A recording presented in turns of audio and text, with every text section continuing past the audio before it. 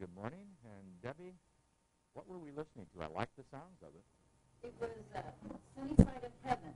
We've had so much fog that we can look that there's sun somewhere else. So the sun shines in here. The algebra is what does it. See, the algebra is the sunshine of our life and groans and so on.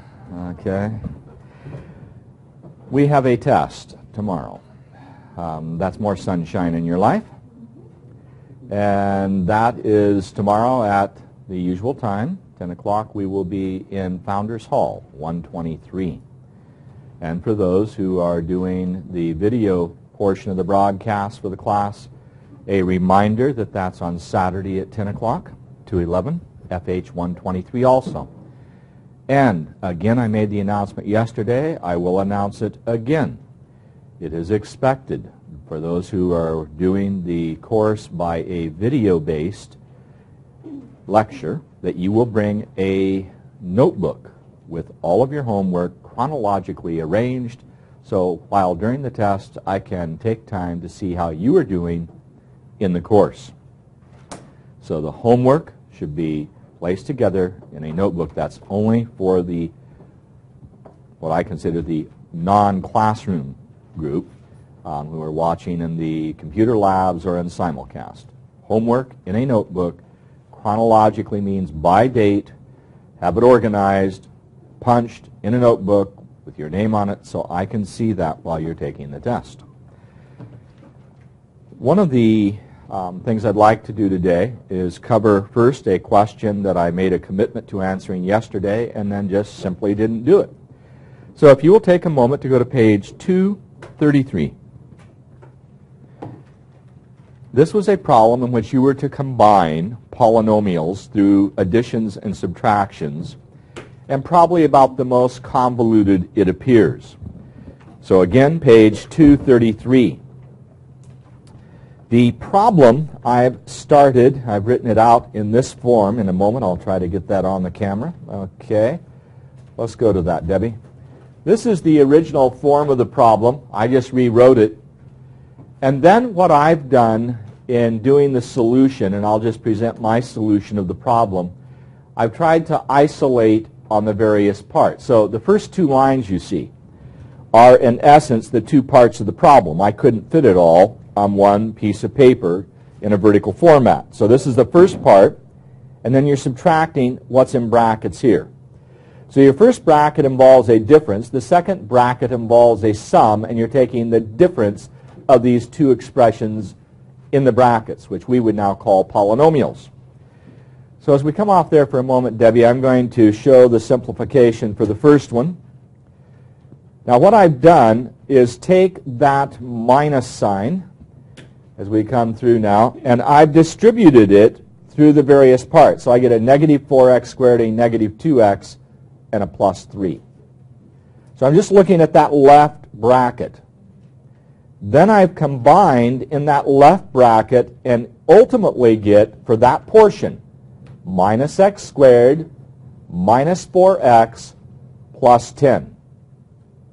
Okay, so let me slide to the second part I'm doing, which means that I want the second bracket. So let's look at that. In the second bracket, I'm supposed to bring this minus sign through a sum. So we'll come off there for just a moment and zero in what I've done there.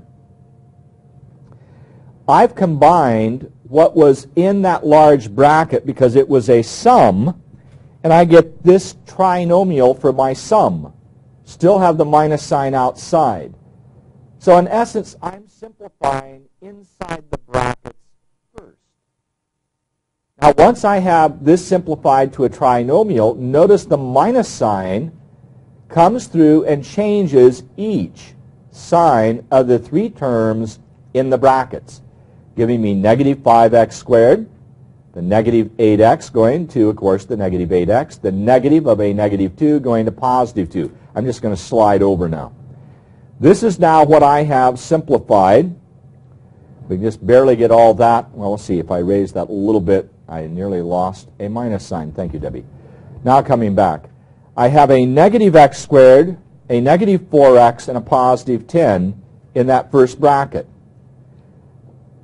Now, since there's nothing else going on here, I can just remove that bracket and combine the negative x squared, negative 5x squared, getting negative 6x squared, the negative 4x, the negative 8x going to negative 12x, the positive 10, the positive 2 going to positive 12, and I have my trinomial, and that is what agrees with the answer that was provided in the text. Is there any question regarding that simplification? Okay, again, my apologies for that not being part of the presentation yesterday when I made a commitment to do so, but that does get it done before the test. I have another question asked this morning on email, and let's go ahead and come back to the document cam. This is number 75, and I believe that's from today's work, which is involving 2w squared x cubed y. And this is very similar to a problem we did in the examples. What should be done with this as a first step? I'm just going to leave that on the document cam for a moment, and I'm going to write that on the board. This is number 75, and this is in today's work.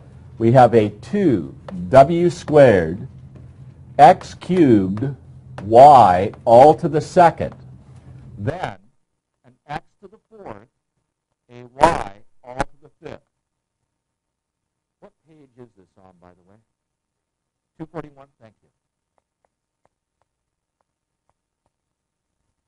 What would you recommend to a person asking about this problem? What would be your recommendation to help them? The exponents, right? The missing exponents? Mm-hmm. So, a 1 there, a 1 here, and a 1 here. Now that doesn't solve the problem for you, but it may certainly keep you from an oversight, because we technically have to now distribute this 2 outside the parentheses to each part. And I'm hoping the short process here could be just 2 squared, w to the fourth, x to the sixth, y to the second. Now, I think that's an important intermediate step that you need to show. Then, x to the what? 20th. Now, interestingly, I am such a conditioned individual when I see numbers that when I saw that x, 4, and 5, I saw a 9 so fast it would, and I know that I need to multiply 5 times 4, but my mind immediately in seeing a 4 and 5 jumped to a 9, and that's the danger that you would write then x to the 9th instead of x to the 20th. Now, once I get to that step, you have to decide what works for you in terms of documentation. I like immediately going to the 4, and I do not have any other factor involving w, so that's w to the 4th immediately. I see the x to the 6th and the x to the 20th, and I would immediately go to the 26th power, and then in the same way, seeing the 2 and the 5 on the y, go to the 7 without showing an intermediate step. Now that's about as little as you can get by showing. I want at least that much. So this is original problem, an intermediate step, and the answer. Yes? Like that left the answer like 2 to the second? That would not be an error. I would assume if you check the answer in the back, it was probably written as 4? No, it was 2 squared. 2 squared, it was. Okay? About the time I think it would be 4, it's 2 squared. The next time It'll be 4. It'll be a 4. So the intent here was to focus on the exponents, and that's why I suspect the author's answer did leave it in exponent form. From a practical point of view, I would agree with the 4 as preferred at this point. Other questions here on this problem? Okay. I was going to say, on the test, are you going to want to see the exponent form or just go straight to like the 4w? Go straight to the 4. I think it's certainly on that intermediate step, this is rather critical that you show the 2 squared there, because you're wanting to make sure when you go back and check that you brought that 2 all the way across, and that's where the typical oversight is. I don't think you'd see that if you have a 4 here. So that one intermediate step, try to leave it with exponents, but then at the end, I would be comfortable with just 4 rather than the 2 squared. Other comments here? Yes. On this one still? Okay, other questions? Yes. On number 77, I got the right answer, but I was wondering why it wasn't positive. That's interesting. Okay. You didn't get a... You agreed with everything except the sign. Yes. Okay, so 77, and that is supposedly going to be on page 241. I just need to get to the correct page. 241, number 77. Let's see what we have there. And the typical problem with these is the sign. Okay, let me bring that down even tighter. Okay, let's try that, Debbie. Okay, there's 77. Number 77, and let me write it on the board. That's going to be a negative r to the 4th with an s, all in parentheses, to the 2nd, then another parentheses with a negative r to the 2nd, s cubed, all to the 5th. Okay, now we ask the question. What two things might you do to this problem? Again, thinking of you're in a tutorial framework, somebody's asking you how to do this, what would you do as a first step, hoping that the minute that's done, a person then will get the right answer? Make it a negative 1. Okay, make that a negative 1. I would concur with that. I probably am going to be best doing it this way. This is sort of overkill. But, and then the 1 here on the S. Same with that.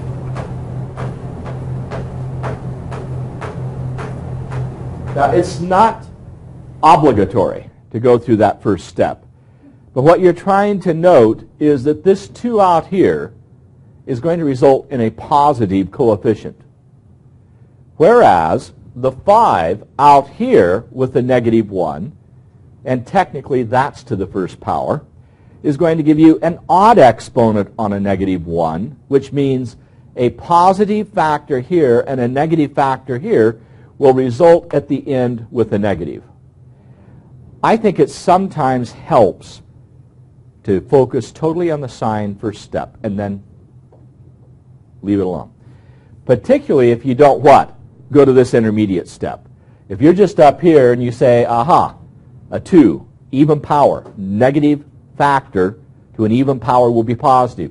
Negative factor to an odd power will be negative. A positive times a negative immediately gives me the negative, and then I don't have to worry about it. But if you went through this as an intermediate step,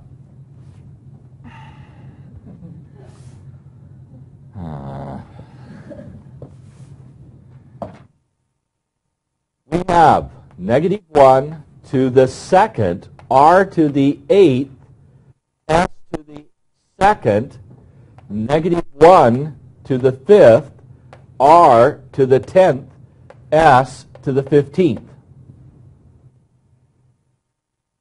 Now once you're there, that negative sign kicks up immediately. And we have an r to the 8th times an r to the 10th, r to the 18th. And if you are having trouble with that rule, add the exponents, then have an intermediate step where you write r to the 8 plus 10. The difficulty is if you tend to get too detailed and keep that as a demand on yourself, then you aren't going to be able to work quickly enough as we go on. So there's a balance. Now what about the s? S is going to be to the 2nd plus 15, so that's s to the 17th, and that certainly merits going back and making sure you have all the factors. So we did r, we did s, and we did the negative 1s, so I have this negative r to the 18th, s to the 17th, and that is a little better looking than the original product we had. But the negative sign, again, it's well that you asked the question, Bill, because the question involves how do you deal with signs. Do you have to go to this step? Not necessarily, but you're going to have to find some way of coping with an odd factor, number of factors here, an even number of factors, dealing with the sign. Other questions? from the homework, period. On this problem here, couldn't you just look at it as negative r 8 and the negative r 10? Just add the exponents that way? Instead of going through the negative 1r times r, or, you know. Yes, you could say, Since the bases are the same. yeah, negative r, well, the question that's being asked, and I guess I can just write it down here. If you look up here immediately, you're going to see negative r to the 8th, s to the 2nd, Right. in parentheses. Now here you have to be careful. If you're going to bring the exponent through, I should have done this as what? Positive. Because if I'm bringing the exponent through, I can't leave it as a negative any longer, because that negative has become what? A positive, because I was multiplying negative r to the 4th s times negative r to the 4th s. So bringing that through, that's where you could easily get trapped. Here, it's okay because you have an odd number of factors, so you know that's going to be negative r to the 10th, s to the 15th. But notice how easy it would be to leave that as a negative when it should be a positive. And now, of course, we get what we should. I would say I would be inclined in a hurry to make more mistakes in this step than I would maybe coming through something like this. You have to find a balance for yourself. And that's not a one approach works for everyone. But the one place you'll make the errors, and oftentimes not be aware of it, is when you try to shortcut from here down to the step and write it as negative r to the 8th, s to the 2nd, and then you bought the farm. You got all the hard part with the exponents but lost the sign. Other comments here or questions? Okay, other problems that we need to address. Number 57 on 240. Okay, 5, 7 on 240. Let's see if I can get something to get the book to stay flat. 57.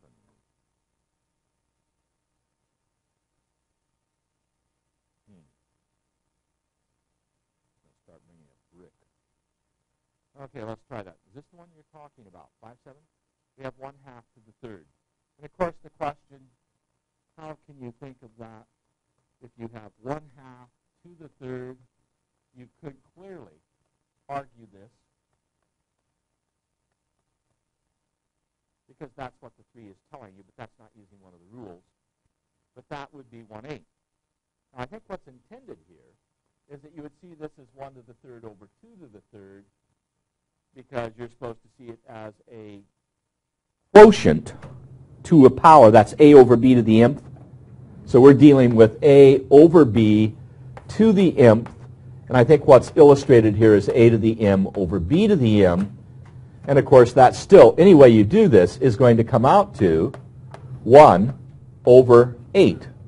Now, I don't know if in the book, again, they leave it as 1 over 2 to the 3rd, or which way do they leave it in the book? Had it 1 over 2 to the 3rd. Just drop that top Yeah, 1, it's 2. inconsistent, because if you're going to do 2 to the 3rd, then you should have 1 to the 3rd in the top. Okay. But if you're going to put the 1 on the top, then you should go ahead and expand the 2 to the 3rd to the 8.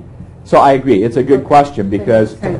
I think you go this or this, but to take 1 over 2 to the 3rd somehow or the other doesn't appeal to me as consistent. Okay. Bottom line, later on, 1 over 8 would be what you'd expect to see. But I think it's also important to realize what that exponent is telling you again, and that's why it works, because you have 2 times 2 times 2, which is 2 to the 3rd. You have 1 times 1 times 1, which is 1 to the 3rd. And again, remember, that exponent tells you how many times you write a factor in a product. And that's the consistent way of making the definition for the exponent, rather than how many times you multiply something times itself. Okay, because it just doesn't make sense when you get down to 2 to the 1st. How are you multiplying something by itself one time and get 2 to the 1st? So it's how many times you write the factor. Any other questions? Okay, would you be kind enough to please pass papers over?